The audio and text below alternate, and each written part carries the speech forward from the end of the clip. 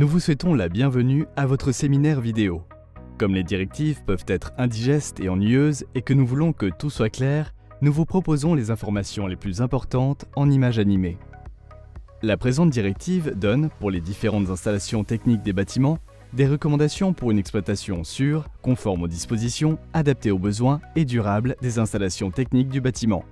La directive décrit les conditions nécessaires pour assumer les obligations de l'exploitant, la sécurité d'exploitation des installations techniques du bâtiment, la rentabilité et la compatibilité avec l'environnement.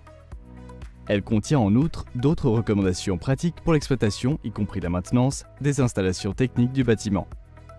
La directive SICC-BT 104 reprend les contenus de la série de directives VDI 3810 et les adapte aux conditions nationales actuelles. La présente directive est basée sur la feuille 1 de VDI 3810 de 2012. Avec la présente série de directives, l'état actuel de la technique dans le domaine de la maintenance des installations TB est consigné.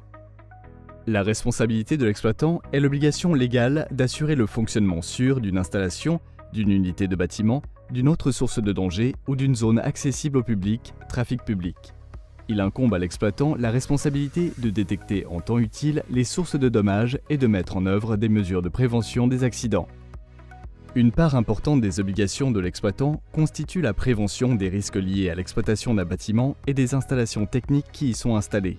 Les risques peuvent être liés au bâtiment lui-même, à l'utilisation du bâtiment, aux installations techniques mises en place et à leur exploitation. Une condition importante pour éviter les dangers est l'utilisation exclusivement conforme du bâtiment et des installations techniques. Les exigences concernant les qualifications respectives de l'exploitant et de ses mandataires dépendent de leurs tâches et activités. L'exploitant doit au minimum posséder des connaissances de base pour une exploitation sûre et conforme, car une délégation complète de la responsabilité dans l'exploitation des bâtiments et des installations techniques n'est pas légalement possible.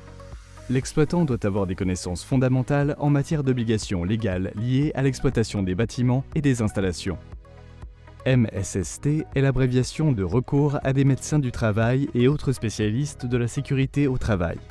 Mais le terme MSST désigne également la mise en place du système de sécurité dans les entreprises et donc la prévention systématique. L'objectif est de prévenir les accidents et les maladies professionnelles par une approche systématique et d'éviter ainsi la souffrance humaine, les heures perdues et les coûts.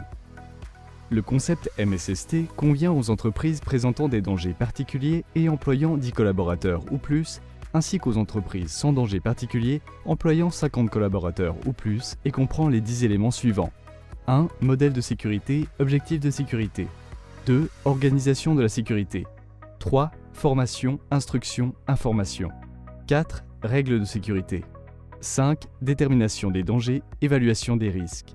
6. Planification et réalisation des mesures. 7. Organisation des urgences. 8. Participation. 9. Protection de la santé. 10. Contrôle, audit.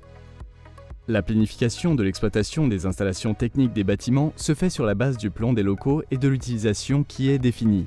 La maintenance doit être prise en compte. Les installations techniques des bâtiments et les locaux prévus à cet effet doivent être conçus et réalisés de manière à permettre une exploitation sans entrave et durable ainsi que tous les travaux d'entretien. Les prestations nécessaires ou usuelles selon les règles techniques reconnues pour l'exploitation dépendent du corps de métier technique concerné, de la construction de l'installation concernée, de la stratégie de maintenance choisie, de la disponibilité requise et de la sollicitation. Si l'exploitation est déléguée à des exploitants tiers, la responsabilité doit être réglée par contrat. La coordination de la gestion des pannes en fait également partie. L'étendue des prestations à fournir soi-même ou par des tiers est définie par des niveaux de service. Dans le domaine de la technique du bâtiment, on peut distinguer, à titre d'exemple, 3 niveaux de service. Niveau A, niveau B et niveau C. Le niveau et l'étendue sont généralement définis par l'exploitant en collaboration avec l'exploitant tiers. La maintenance des installations techniques des bâtiments doit garantir que l'état fonctionnel est maintenu ou rétabli après une panne et comprend comme mesure de base l'entretien, l'inspection, la réparation et l'amélioration. On entend par gestion de l'énergie un concept global de mesure et de suivi de l'énergie. Il met en évidence les potentiels d'énergie et de coûts et met en œuvre des mesures d'économie ainsi que la mise en place d'une optimisation stratégique de l'exploitation. La plupart du temps, les coûts d'exploitation des bâtiments sont connus du contrôle de gestion. C'est là qu'intervient la gestion de l'énergie. en filtrant les points forts grâce à une analyse comparative et en établissant une liste de priorités pour les mesures d'amélioration. Les obligations légales découlent des engagements contractuels et des devoirs, par exemple la notification de circonstances aggravantes à l'assurance responsabilité civile, des exigences légales et de la création de sources de danger, par exemple la mise en service d'un moyen de travail. La principale exigence légale est la protection de la vie et de la santé.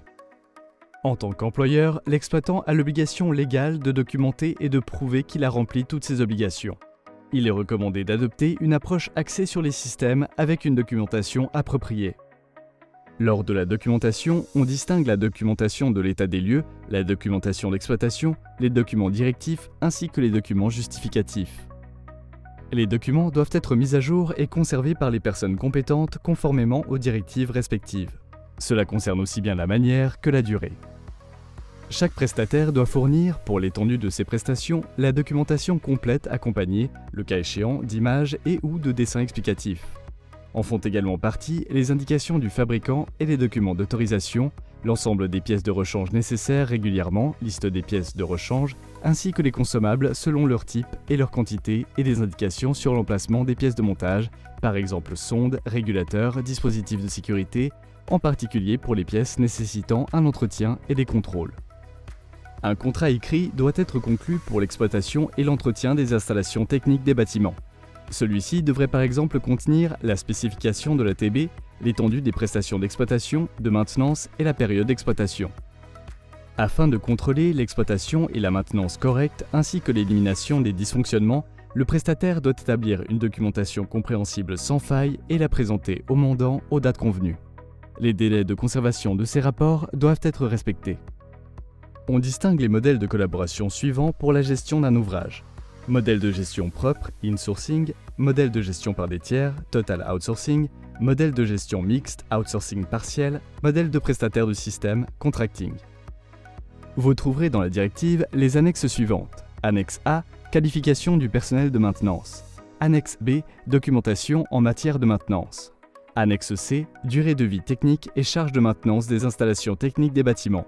Annexe D, documentation des ouvrages dans le bâtiment. Annexe E, documentation en matière de technique des bâtiments. Annexe F, plan de maintenance et d'inspection. Annexe G, processus type selon Prolemo. Annexe H, publication. Annexe I, liste des termes. Tous les éléments de cette vidéo sont détaillés dans la directive. Pour toute question supplémentaire, le groupe de travail de la directive est là pour vous aider. Nous vous souhaitons beaucoup de succès dans la réalisation de vos projets.